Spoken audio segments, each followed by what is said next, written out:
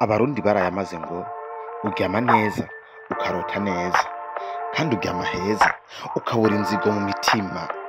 Niko bimeze inshuti bakunzi ba G5 Media, nkundira ndabamenyeshe neza yuko hari ikibanza ciza c'iteka, ikibanza ciza c'umunezero, ikibanza cuzuyemwo ibintu bituma utogirisha ari mugenzi wawe, ibintu bituma utokwibuka ko hari umuntu agufitiye inzigo, kandi ibintu bituma uryama ugasinzira nk'akanyana.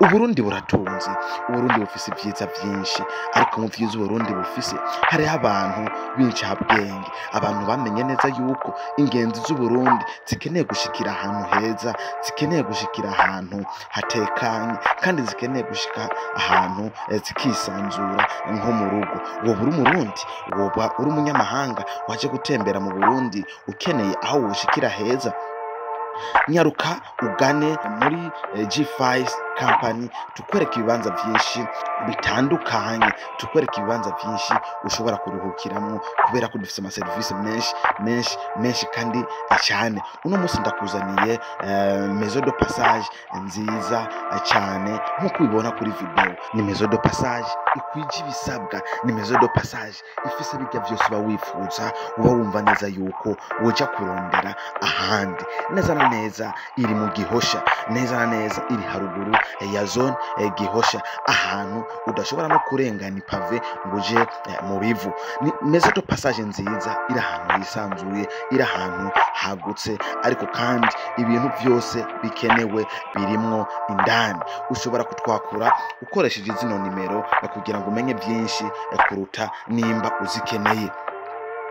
Andika plus 257 79 410 298.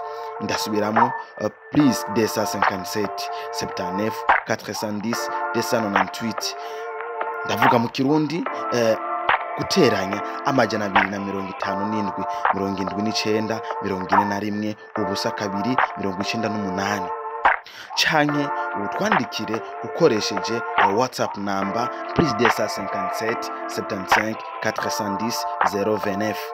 Ndasubiramwo plus 257 75 410 029.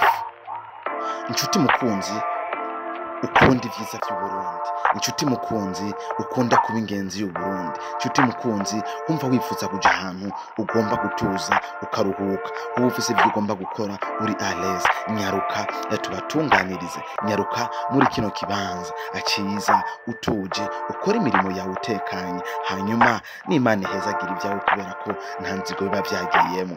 Muri G5 Media ntaco tutazobahereza. Izina ryanje ni Elma Love Mwarimu, ndabakunda cyane, gumana nanje buri gihe nzokwama ndabaha ibintu byinshi bitandukanye vy'ivyiza vy'igihugu bikorerwa mu Burundi, ivyiza vy'igihugu tugomba gutangariza abarundi n'amakungu abifuza kuza gutembera Uburundi cyangwa bamaze gushika mu gihugu cy'u Burundi, bamenye aho bagomba kubariza buri kintu cyose bifuza.